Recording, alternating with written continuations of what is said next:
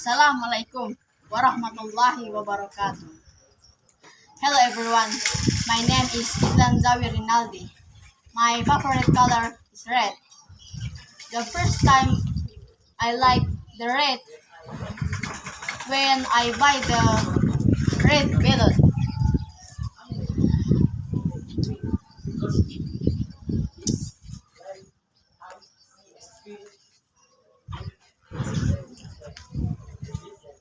When I see the red make me reminds the fire burn the woods, and it make me feel spirit and mood buster.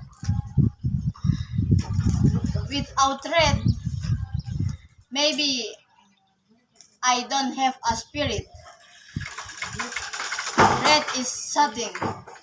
Waalaikumsalam warahmatullahi wabarakatuh. Malikum.